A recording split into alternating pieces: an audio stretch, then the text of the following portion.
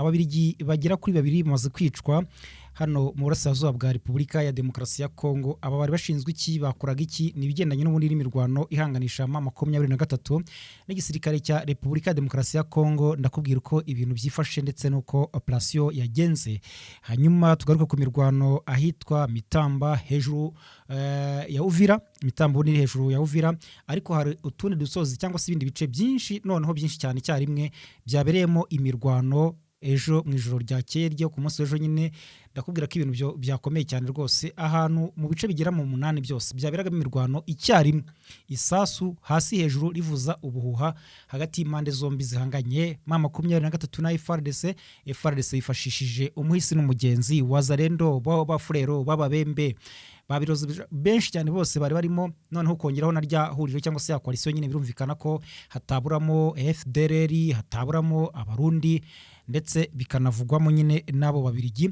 bafashaga FARDC ariko mu buryo bw'ikoranabuhanga bwo gukoresha drone, nubwo zimaze iminsi zitagaragara cyane mu bigendanye n'urugamba. Benshi bakibaza n'impamvu yabyo, nabyo turaza kugenda tubigarukaho, turebe uko bimeze, turebe ku bigendanye no kuva kwa M23 muri Rubero biravugwaho iki, ndetse no kuba ikirimo biravugwaho iki.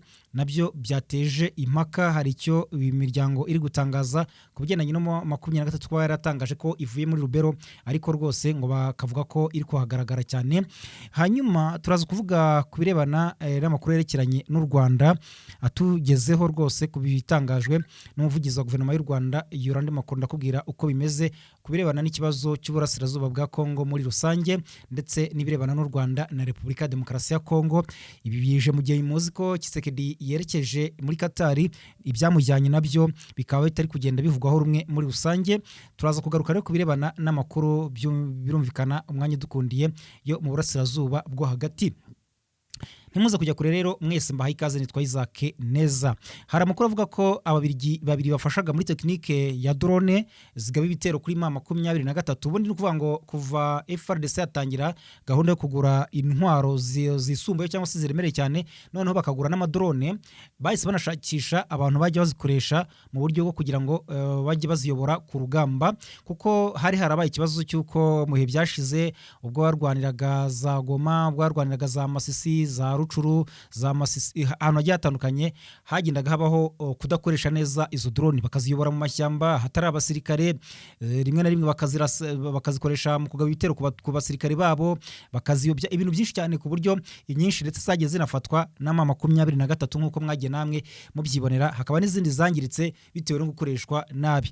Aha niho rero ngo batangiye kugenda bashakisha buryo ki bazana abatekinisiye bisumbuyeho, bityo mu mikoranire basanganwe n'Ububirigi, kuko Kongo murazi ko mubo bafatanye cyane mu bigendanye n'ibya gisirikare, harimo n'igihugu cy'Ububirigi ubona yuko kiba kibari inyuma cyane. Hanyuma abo basirikare rero bakaba ari bo bamaze iminsi bakoresha amadrone ari kugaba ibitero mu baturage basivile iminembwe, nubwo bimaze iminsi igera muri 3 bitagaragara cyane nk'uko byari bisanzwe. Abenshi bakavuga ko byafitanye isano no kuba M23 iri kugenda ibakoramo akazi. Amakuru rero yatangiye gucicikana mu gitondo cy'uyu munsi, avuga ko hari ababirigi baba biciwe muri Kivu y'Amajyepfo mu bice by'iminembwe, ndetse bikavuga ko bishwe barimo bategura indi migambi cyangwa se barimo batekenika bategura izo drone mu kugaba ibitero kuri M23. Icyakora cyo ikintu ntababwira nuko kugeza ubu narabona amakuru yuzuye ngo umenye ngo aba babirigi bitwa bande, ese bari mu kihe kigero, ese biciwe neza muri iyo position, ariko ayo makuru yakomeje kugenda avugwa. Rero muri make nicyo nabasha kukubwira. Ibi rero ngo bikaba ari bimwe mu gutuma FARDC mu mirwano yo ku munsi w'ejo mu ijoro ryakeye batari gukoresha drone nk'uko bisanzwe, ariko ahaho kukiyenanye no kudakoresha drone n'ubundi hashize iminsi hari amakuru avuga ko ngo batari kuzikoresha bitewe n'uko ngo mu gihugu cy'u Burundi harimo drone zimwe na zimwe zaturukaga i Bujumbura zije kugaba ibitero ahangaha muri Kivu y'Amajyepfo. Nabyo bikaba byaraciwe intege no kuba hari ibiturika byabaye mu minsi ishize mu kigo cya gisirikare cyangwa se mu biko bw'intwaro i Bujumbura, bigateza polemique cyangwa se bigateza panique cyangwa se icyo twakita nk'icyoba ku buryo Bujumbura ibintu bitifashe neza. Rero ibigendanye no kuba bakoresha ayo madrone nabyo bikaba byarabaye nk'ibisubizwa inyuma, cyane ko nabo Barundi bagiraga n'uruhare mu kuba bakoresha ayo madrone. Ubwo rero nuko nguko bimeze, ntabwo mu mirwano kuba hari kugaragara drone cyane, yego ziragaragara ariko ntabwo ziri ku bwinshi nk'uko byari byifashe mu minsi ishize. Andi makuru rero twahita twerekezaho nyamukuru kugenda avugwa nuko ahitwa Imitamba ubundi ni muri ya misozi icungamiye cyangwa se nyine iri hejuru ya Uvira. Ubundi Uvira ni ahantu rwose hari twavuga ko hakikijwe n'imisozi miremire. Aha rero Mitamba hejuru ya Uvira habaye imirwano ikomeye cyane hagati ya M23 na Twirwanaho bafatanyije barwana na coalition ya FARDC. Ubwo no kuba nyine FARDC wazalendo FDLR ndetse n'abasirikare b'u Burundi. Aha M23 tukaba yabakubise ku buryo benshi muri bo bahasize ubuzima nk'uko amakuru tugeraho abivuga. Ariko ntabwo byari urugamba rworoheye AFC 23 kubera ko bayigabyeho ibitero ari benshi cyane, kuko burya amakuru avuga ko bari bayigose ari benshi cyane ku buryo kugira ngo ihikure bitari ibintu biboroheye cyane. Nubwo ngo M23 rero bavuye abo M23 bavuye ku gataka berekeza ku Ndondo, FARDC ubwo bahita bazamuka bajya hitwa ku Munanira, niho bakubitaniye na M23 basakiranye M23 berekeza ku Ndondo, FARDC nabo baza aho ngaho bityo bakubitanira hitwa ku Munanira. Aha ngo baharasaniye bikomeye cyane ku buryo rwose urugamba rutari rworoshye na gatoya. Rero aha ngaha haje kuza nk'ikitwa Abarundi. Ubundi ko imirwano agendaga ifata indi ntera cyangwa se itera imbere, niko hagendaga haba kwifashisha cyane ibigendanye no kuzana izindi renfort cyangwa se abandi basirikare, bakazana Abarundi, nyuma bakazana wazalendo, bakazana FDL, gutyo uko imirwano agendaga yisumburaho ikomerera cyane coalition ya FARDC, niko bagendaga bazana izindi renfort ku rugamba. Aha rero haza Abarundi benshi cyane rwose, ninkubwira ngo haje Abarundi benshi umve yuko bitari ibintu byoroshye na gatoya. Haje kuzamuka Abarundi bajya hitwa Kirungwa. Ubwo barasana bikomeye cyane, FARDC bazamuka ku musozi witwa Gafinda M23. Imaze kubona ko bitaboroheye yabaye nk'ibazenguruka ahantu M23 riri, bigabanyijemo ibice, bajya kubatega ambushi. Batega ambushi FARDC na coalition yabo, babonye ko ibintu bibakomeranye cyane. Bahamagaza wazalendo y'abafurero. Hari abafurero, hari ababembe y'abafurero, niba ari yindi yo kwa Ngomanzito witwa General Ngomanzito, simbizi ko hari witwa Ngomanzito, hari witwa Yakutumba ufite Maima Yakutumba. Aha rero bahise bahamagaza abazalendo b'abafurero. Aha bahita bazamuka ahitwa mu Masango, nibwo rero bahise batangira kurasa mu bice by'abanyamurenge byinshi, ibyo abantu bavuze ko bisa naho kwari ukwihimura, ariko bakabikurira ku baturage b'abasivile. Ngo bamishamo amasasu menshi cyane ku buryo amakuru avuga ko hari abaturage bagera nko muri 3 baba bahasize ubuzima, abandi barenga 10 barakomereka, ndetse akaba n'amakuru avuga ko bamwe bavuye mu byabo. Barasha amasasu ku buryo ijoro ryose byari urufaya ruturutse muri coalition ya FARDC. Baje kugera rero bajya hitwa Kajoka. Aho ngaho Kajoka, aho abaturage nabo bagerageje ngo kwirwanaho bakoresha intwaro gakondo, bakoresha ubundi bushobozi bafite. Noneho aho ngaho rero byaje kurangira aba FARDC babaye nkaho bahagarika iyo mirwano, ariko ntibyagarukiraho. Baza kujya aho bita Bikumba, baramanuka bajya ahantu hitwa mu Rubarati. Abahazi hariya nyine bwongo bwarabyumva neza cyane. Aha niho baje gusakirana. Twirwanaho hari yamaze noneho kwipanga, yamaze kubona ko ibintu byamaze kuba birebire cyane. Twirwanaho rero yabirukanye nabi cyane ku buryo bashushubikanyije rwose, basubira inyuma barwana kinyuma. Aho rero baje kujya ahitwa Gongwe Bijombo, baharasa amasasu. Aha abundi ahangaha Bijombo rwose ni ahantu hatuye ababembe, hagatura kandi ikindi gice abanyamurenge. Nuvuga ngo rero ni bari mu kurwana, ubundi barashakisha uburyo ki bafata ngo kano gace ka Bijombo kugira ngo nyine bazajye nyine berekeza ahitwa za Mikumba, ndetse bagende bageza mu bindi bice byegereye aho ngaho, bityo biborohera kuba bafata ibice bitandukanye birimo abarwanyi batwirwaneho na M23. Rero uko byaje kugenda nukuvuga ngo M23 yaje kwisuganya na M23 na twirwaneho, babasha gusubiza inyuma iki gitero cyangwa se ibitero bikarundura byo ku ruhande rwa FARDC. Ariko n'ubu ngo amakuru avuga ko hari amasasu make akiri kumvikana mu bice bitandukanye maze kukubwira byose. Urumva imirwano bereye mu bice bigera muri ibyo bice bigera mu 8 gutyo, ntabwo yari yoroshye. byari urugamba rukomeye, umve yuko byari bikomeye cyane, aho rero kugeza ubu ngubu FARDC iri gukoresha uburyo bwo kugaba ibitero ikoresheje abasirikare benshi cyane b'igihiriri, nabyo byagoye M23 kugira ngo ibe yasubiza inyuma cyane bano ino coalition ifatanyije na twirwaneho. Aha rero ubwo benshi baravuga bati se ibi ngibi rwose biraza kugarukira he cyangwa se bizagenda gute, kuko igihangayikishije cyane nuko ibi bitero FARDC iri kugaba ibyinshi biri kugenda bigambiriye abaturage b'abasivile. Ukabona ko rero ari ibintu bidasanzwe ubundi mu mirwano, akenshi tuba tuzi ko impande zanganya arizo zihangana ubwazo hatajemo abaturage b'abasivile.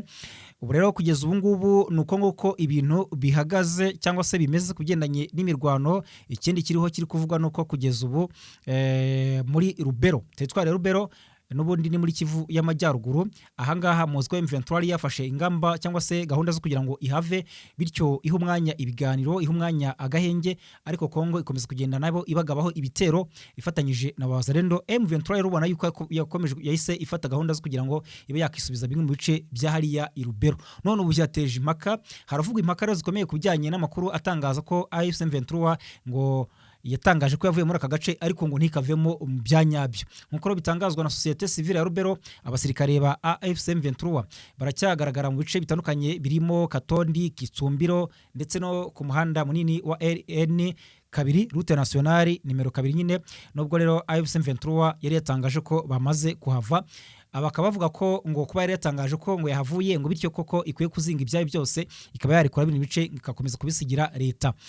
Hanyuma perezida wa societe civile akaba yitwa Muhindo Tafuteni, ni muri ako gace ariko nihayoboye, yavuze ko ngo ibi ngibi ngari ko bimeze ngabarwanyi ba M23 bakiri muri ibyo bice, kandi ko ngo bari batangaje yuko bahavuye. Bivuga rero na societe civile biranyuranyije cyane n'ibyatangajwe na AFC M23, kubera ko yashyize hagaragara itangazo rivuga ko bari gukura ingabo zabo muri biriya bice kandi ko badafite gahunda yo gukomeza kubaho ngaho muri iyi minsi. Nuko ngukora ibintu byifashe ahangaha.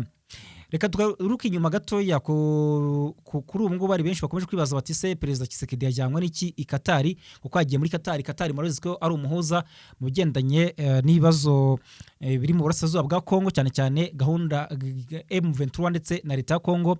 Aha rero Tshisekedi baravuga ko mu byamujyanye harimo kuburizamo ibigendanye n'amasezerano agomba gusinywa hagati ya M23 ndetse na leta ya Kongo muri rusange, kubera ko afite ibimugoyemo byazamurushya mu kubyubahiriza. Harimo icyambere cyo yakatiye ibihano, yafata ibihano bamwe mu bayobozi ba AFC M23 barimo Colonel Nanga, barimo Makenga, barimo nyakwigendera Lieutenant Colonel Wiringoma n'abandi batandukanye barimo bakanyuka, bose yagiye abafatira ibihano, ndetse harimo nabo yakatiye urwo gupfa nka Colonel Nanga. Akavuga ati se ibingibi nabasha kubiba nabikuraho byagenda gute? Ikindi nuko kimugoye nuko harimo kuba niba basinyanye amasezerano bagomba guhererekanya imfungwa cyangwa se abafashwe mu mirwano. M23 mu mwabonye ko yanabatanze ejo bundi, haraho Tshisekedi yananze avuga ko ngo arabarwanyi ba M23 ngo bityo ko atabizera. Hanyuma bikavuga ko Tshisekedi abo yari yafashe we haba harimo abishwe cyangwa se abo yaba yari yarishe. Bakavuga bati se rero ahangaha byagenda bite mu gihe cyo haba habayeho gahunda kuba bahererekanya imfungwa cyangwa se abagiye bafatwa mu mirwano ko yagiye ifata indi ntera. Biraho ngaho rero kugeza ubu ntabwo aratangazwa byeruye icyajyanye Tshisekedi muri Katari. Yagaragaye rero ari kumwe n'abandi banyacyubahiro cyangwa se abayobozi batandukanye bo muri Repubulika Demokarasi ya Kongo, ari kumwe na Amiri wa Katari, ni umuyobozi w'ikirenga nyine wa Katari. Reka rero ubwo ngubwo twerekeza ku yandi makuru. Umuvugizi wa guverinoma y'u Rwanda Yolande Macron yatangaje ko imvugo za Repubulika Demokarasi ya Kongo ko AFC M23 ari yigaba ibitero ku banyamurenge, nyamara ibyo bayishinja ari ibikorwa by'ingabo za leta FARDC izo bafatanya z'abarundi na Wazalendo. Yabitangaje asubiza ubutumwa bw'umuvugizi wa guverinoma ya Kongo Patrick Muyaya, wavuze ko ibitero byose byagabwe ku banyamurenge muri Minembwe byagabwe na M23, kandi ahangaha Muyaya ahita anavuga yuko M23 ifatanyije n'u Rwanda nk'uko akunze kubitangaza. Uyu minisitiri w'itangazamakuru n'itumanaho akaba anashinzwe akaba ari n'umuvugizi wa guverinoma ya Kongo muri rusange. Yolande Macron rero yagaragaje ko imvugo ya Muyaya ari amayeri yo gushaka kwegeka ibyaha bya FARDC kuri M23. Ati gushinja abandi ibyo mukora, aho uwakoze icyaha yegeka ibyaha bye kuba bikorewe. ubusanzwe bikoreshwa mu gushishikariza abantu ubugizi bwa nabi cyangwa se jenoside. Ugoreka ukuri kugira ngo uwagabye igitero umugaragaze nk'uwirwanagaho arwanya abamusagariye, hanyuma abagomba kubiryozwa bahinduke. Repubulika ya Demokarasi ya Kongo rero ikaba imaze imyaka myinshi nk'uko abivuga ikwiza ibinyoma mu ntambara ihanganyemo na AFC M23, aho mu bihe bimwe bagiye bemeranya ku gahenge, ariko FARDC cyangwa se igisirikare cya leta, ingabo z'u Burundi FDN nyine birumvikana, FDLR n'indi mitwe bafatanya bagahita bagaba ibitero mu bice bigenzurwa na AFC M23. Ibiganiro rero byaberaga i Doha muri Katari byarahagaze bamaze kwemeranya ku gahenge no gukora ibikorwa birimo guhererekanya imfungwa z'intambara hagati ya FARDC ndetse na M23, ndetse bagashyiraho agahenge, ariko FARDC ntabwo ihwemo kurasa mu basivile no gutwara ubuzima bwabo cyangwa se nyine kubica. Rero ahangaha u Rwanda rukagaragaza ko mu gihe Repubulika ya Demokarasi ya Kongo izaba yarahinduye umutwe wa FDLR wakwirakwije ingengabitekerezo ya jenoside mu karere, ari bwo amahoro azahinda. Nibaramuka baranduye uyu mutwe bakawusenya, nibwo amahoro azahinda nk'uko u Rwanda rubitangaza. Icyakora cy'u Rwanda rukomeza kuvuga yuko kugeza ubu FARDC ikomeje gukorana na FDL nk'uko biherutse gutangazwa na Ambasaderi Olivier Nduhungirehe, akaba ari Minisitiri w'Ububanyi n'Amahanga n'Ubutwererane w'u Rwanda. Yavuze ko ibyatangajwe mu minsi ishize na Lieutenant General Jacques Chaligonza Ikisangani bihabanye n'ibiri kubera kuri tere, kubera ko yari yavuze ko batangiye gusenya FDL, ariko mu Rwanda iri kubera muri Kivu y'Amajyepfo n'ahandi hatandukanye, yaba Masisi yaba hehe, hose hari kugaragaramo aba FDL rwose bidegembya bafatanya n'igisirikare cya Repubulika ya Demokarasi ya Kongo. Ukibaza ibyatangajwe n'uyu muyobozi cyangwa se n'uyu musirikare aho bihuriye n'ukuri bikakuyobera nk'uko bitangazwa na Ambasaderi Olivier Nduhungirehe. Hanyuma reka tujye mu makuru avugwa mu burasirazuba bwo hagati. Intambara yakomeje kandi ikomeje kugenda noneho igira ubukana bukomeye cyane. Mwabyumvise yuko Israel rwose yakomeje kurasa bikomeye i Tehran, ikaba yanangije ibikorwa remezo bitandukanye hariya mu murwa mukuru Tehran wa Iran. Yarashe amabombe cyangwa se za misile ku buryo zahungabanyije cyane ibikorwa hariya ndetse n'inyubako zikomeye ku munsi w'ejo. Hanyuma rero mu gihe bikomeje kugenda bityo, Leta Zunze Ubumwe za Amerika na Iran bahangana nyine, Amerika ifatanyije na Israel, hagaragaye indi mpinduka ikomeye mu rwego rwa gisirikare rwa Amerika, aho Minisitiri w'Ingabo Pete Hegseth yasabye umugaba mukuru w'ingabo za Amerika General Randy George kwegura ku mwanya we.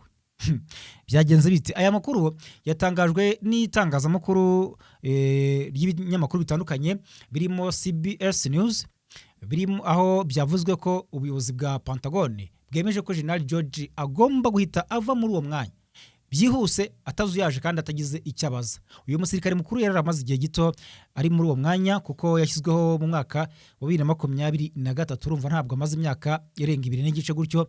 Akaba yari yarashyizweho n'uwari perezida wa Amerika icyo gihe ari Joe Biden, niwe wamushyize muri izo nshingano zo kuba yajya muri uwo mwanya.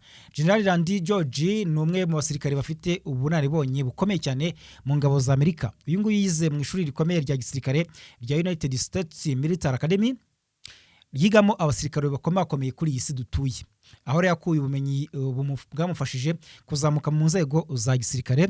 Yagize uruhare rukomeye cyane mu ntambara zikomeye zirimo nk'intambara, twavuga nk'intambara ya mbere yo mu kigobe cy'Abarabu Gulf War, intambara zo muri Iraq, murazizi rwose ko byagendaga ibyo muri Iraq. Yagize uruhare mu ntambara yo muri Afghanistan. Hanyuma ibi byatumye afatwa nk'umwe mu bayobozi bafite ubunararibonye mu bijyanye no kuyobora ibikorwa bya gisirikare cyangwa se urugamba mu bihe bikomeye cyane nk'ibi ngibi Amerika irimo ihanganye na Iran. Nubwo rero iyegura rye ryemejwe, impamvu nyayo yatumye asabwa kuva muri uwo mwanya ntabwo iratangazwa ku mugaragaro. Ntawe uzi ibyo ari byo. Hari kuvuga yuko yaba yagize ubugambanyi mu bigendanye n'ibikorera muri Iran, Amerika iri kugenda iraswaho. Byagenze gute? Kuki ibintu byose n'ibyo ngibyo iro byateye impaka ku bakurikiranira hafi politiki n'umutekano mpuzamahanga cyane cyane ibiri kuba muri iyi minsi, bibaza niba hari aho bihuriye n'ibihe bikomeye by'umutekano isi irimo kunyuramo, cyane cyane Amerika na Iran, aho nyine ubona ko bitoroshye na gatoya.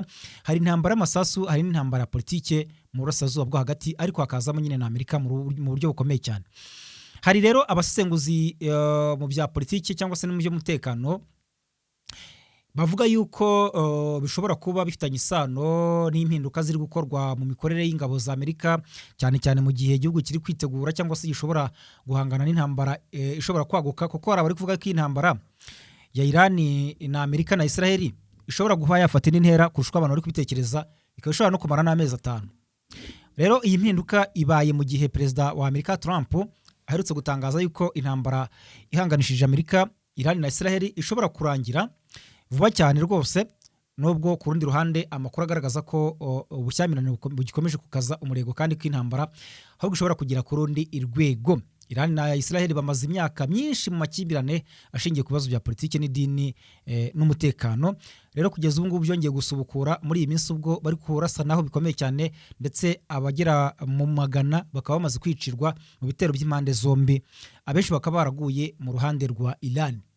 Reka mbashimire rero mwebwe mukunda mukurikira amakuru tubagezaho, mukomeze kugira ibihe byiza, mukore subscribe, mukande like, mukande share, hanyuma amakuru yacu komeze kubageraho neza cyane.